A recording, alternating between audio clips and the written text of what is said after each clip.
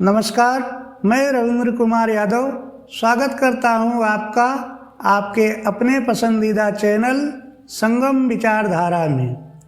याद रखिए, जब भीतर ज्ञान का दीपक जलता है तो बाहर का हर अंधेरा रोशनी बन जाता है।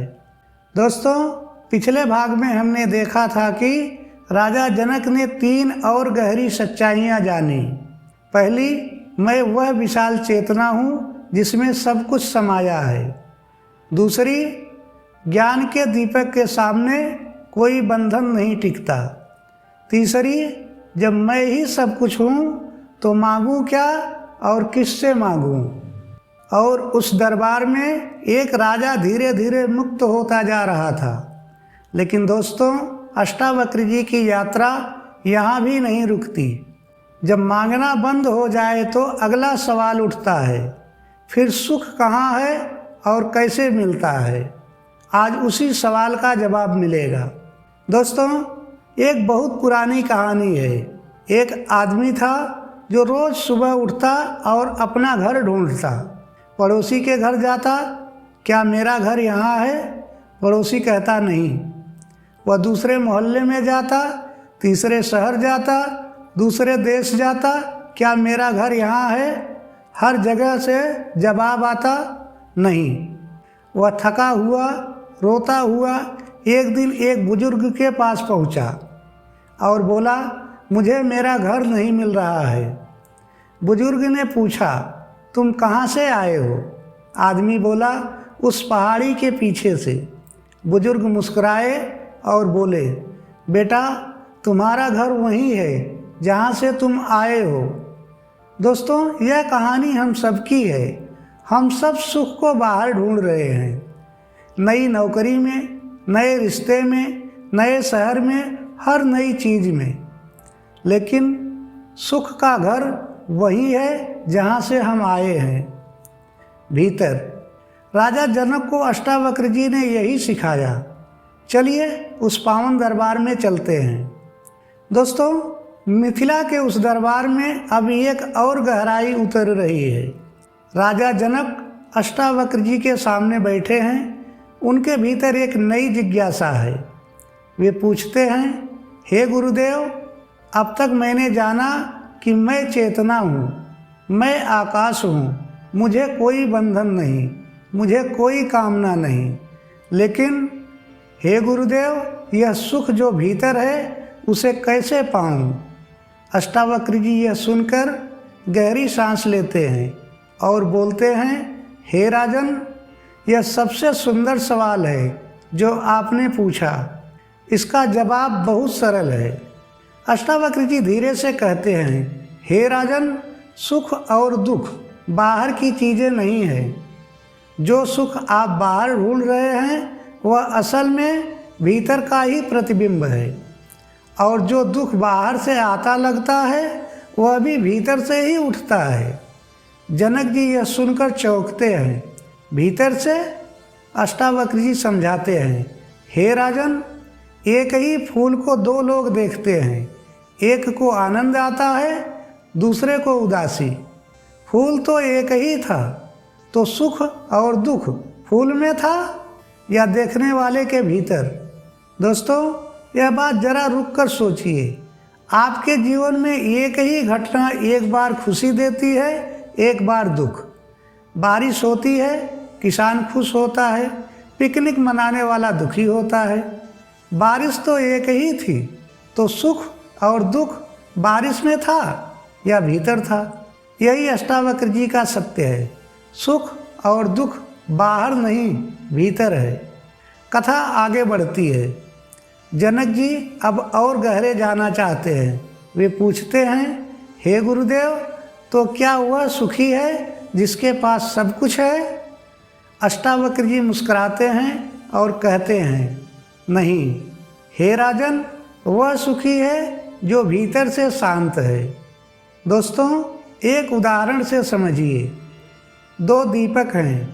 पहला दीपक हवा में जल रहा है, हर झोंके से कांपता है, कभी तेज कभी मंद। दूसरा दीपक एक बंद कमरे में है, हवा नहीं पहुंचती, वह स्थिर जलता है, निरंतर जलता है, शांत जलता है। पहला दीपक संसार के लोग हैं, हर परिस्थिति से कांपते हैं। दूसरा दीपक ज्ञानी है, जो हर परिस्थिति में स्थिर रहता है। दोस्तों, आप किस दीपक जैसे हैं? क्या हर बात पर आपकी लौ कांप जाती है? किसी ने कुछ कह दिया, लौ कांप गई। नौकरी में कुछ हो गया, लौ कांप गई। रिश्ते में कुछ बदल गया, लौ कांप गई। अष्टावक्र जी कहते हैं, जिस दिन भीतर की लौ स्थिर हो जाएगी, उस दिन असली सुख मिलता है। दरबार में एक गहरी शांति है। अष्टावक्र जी अब सबसे गहरी बात कहने वाले हैं। वे राजन की आंखों में देखते हैं और बोलते हैं, हे राजन, ज्ञानी व्यक्ति सुख में प्रसन्न नहीं होता और दुख में दुखी नहीं होता। जनक जी यह सुनकर चकित रह जाते हैं। सुख में प्रसन्न नहीं? अष्टावक्र जी समझाते हैं, हे राजन, सागर को देखिए। सागर में लहरें उठती हैं, गिरती हैं, लेकिन सागर न लहर के साथ उठता है न गिरता है। ज्ञानी भी ऐसे ही है। जीवन में सुख आता है, वह देखता है, दुख आता है, वह देखता है, लेकिन वह न सुख में बह जाता है न दुख में डूबता है। दोस्तों, यह सुनकर पहले अजीब लगता है। हम सोचते हैं सुख में खुश ना हो तो क्या फ़ायदा। लेकिन ज़रा सोचिए, जो सुख में बहुत खुश होता है वही दुख में बहुत टूटता है, क्योंकि दोनों एक ही सिक्के के दो पहलू हैं। जितनी ऊंची लहर उठती है उतनी ही गहरी खाई बनती है। ज्ञानी वह है जो लहरों से ऊपर सागर बन जाता है। और दोस्तों, यह अवस्था कोई पत्थर जैसी ठंडी अवस्था नहीं है। यह तो सबसे जीवंत अवस्था है, जहाँ सुख भी महसूस होता है, दुख भी महसूस होता है, लेकिन कोई चीज़ आपको तोड़ नहीं पाती। यही ज्ञानी का सुख है, यही असली सुख है। तो दोस्तों, आज हमने मिथिला के उस पावन दरबार में सुख का असली पता जाना। अष्टावक्र जी ने बताया, सुख और दुख बाहर नहीं भीतर है। हमने देखा, जो भीतर से शांत है वही सुखी है। हमने जाना, ज्ञानी सुख और दुख से परे सागर बन जाता है। दोस्तों, वह आदमी याद है ना, जो अपना घर ढूंढ रहा था? हम सब वही आदमी हैं। सुख को बाहर ढूंढते हैं, नई नौकरी में, नए रिश्ते में, नई चीज़ों में, लेकिन सुख का घर भीतर है, वहीं जहाँ से हम आए हैं। और दोस्तों, वह दीपक याद है ना, जो बंद कमरे में स्थिर जल रहा था? वह दीपक आपके भीतर भी है, बस उसे हवाओं से बचाना है। और हवाओं से बचाने का तरीका घर छोड़ना नहीं, संसार छोड़ना नहीं, बस भीतर जागना है। उम्मीद है कि आज की यह चर्चा आपके भीतर ज्ञान का दीपक जलाएगी। याद रखिए, जब भीतर ज्ञान का दीपक जलता है तो बाहर का हर अंधेरा रोशनी बन जाता है। कमेंट में हमें बताइए, वह कौन सी चीज़ है जिसमें आप सुख ढूंढते हैं और बार बार निराश होते हैं। आपका एक कमेंट किसी और की जागृति बन सकता है। दोस्तों, आज की इस यात्रा ने यदि आपके हृदय को परिवर्तित किया तो इस वीडियो को लाइक कीजिए, चैनल को सब्सक्राइब कीजिए ताकि अगला भाग आप तक पहुँचे। शेयर कीजिए अपने प्रियजनों को जो अभी भी भटक रहे हैं।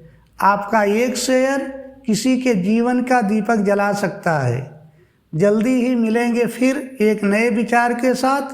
तब तक अपने भीतर ज्ञान का दीपक जलाए रखिए। धन्यवाद दोस्तों, नमस्कार।